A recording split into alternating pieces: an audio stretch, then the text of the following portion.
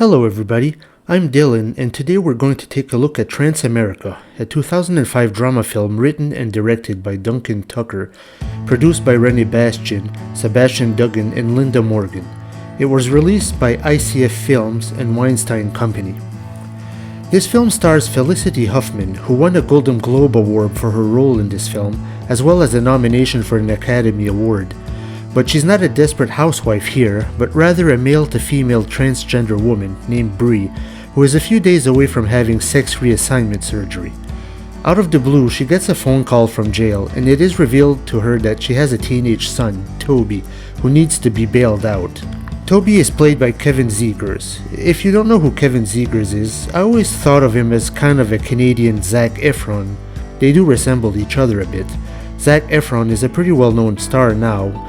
I don't see much of Kevin Zegers anymore, except a few appearances here and there, so he might have had a career change, I don't know.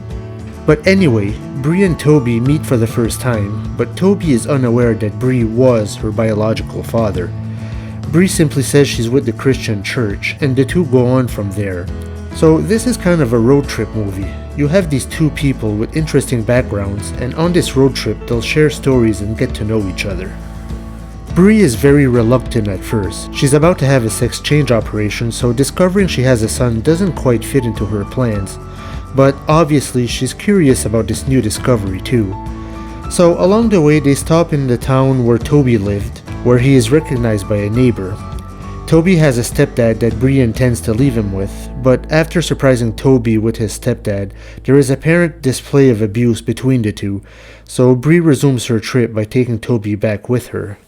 They eventually stop at a house where many of Bree's transgender friends are having a pride party. Toby learns more about transgender people, but still doesn't put two and two together about Bree. Eventually Toby does catch a glimpse of Bree's penis and is a little freaked out by this. They arrive at Bree's parents' house and Toby learns that Bree has been a bit estranged by her family. Bree secretly tells them that Toby is her son, and the family is pretty happy and excited over this, welcoming Toby, even though he doesn't really understand what's going on. I won't spoil any further, but we do get a sense that Bree and Toby will be in each other's future to some extent. So, TransAmerica definitely did some things that hadn't been done too much before its release in 2005, and that is to portray a transgender person in their day-to-day struggle. A lot of the time in films, transgenders or drag queens are usually seen as performing for an audience on stage, and they usually kick ass. But we don't always get to know the characters that well, or see their day-to-day struggles. We never really get put into their shoes or high heels. Haha, yeah I know, that's not funny.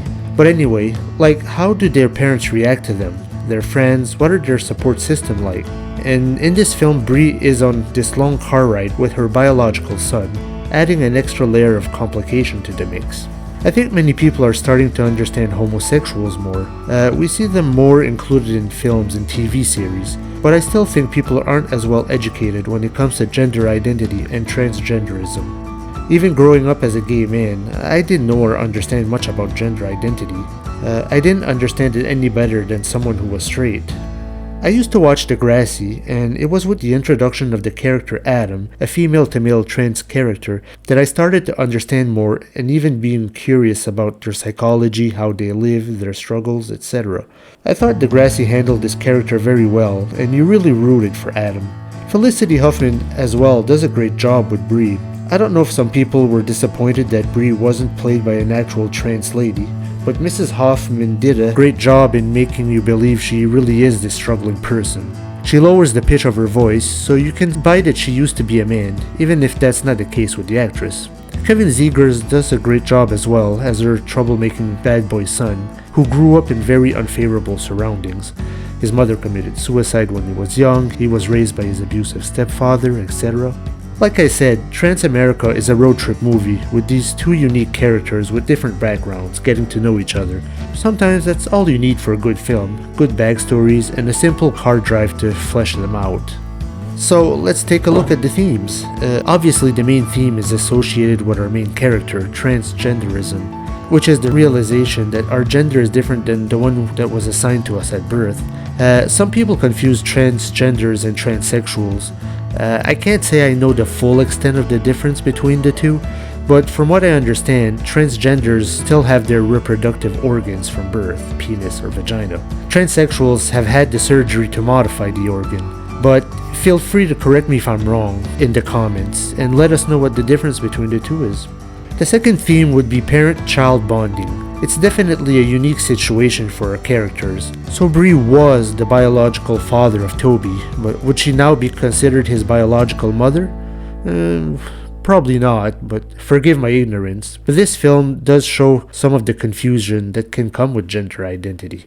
And finally, to a lesser extent, we have a theme of hustling/bisexuality. Toby seems to be bisexual, or at least does some hustling with both genders. It's not at the forefront of the story, but it's a trait particular to Toby.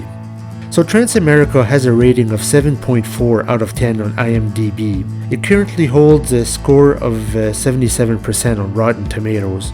So decent scores overall.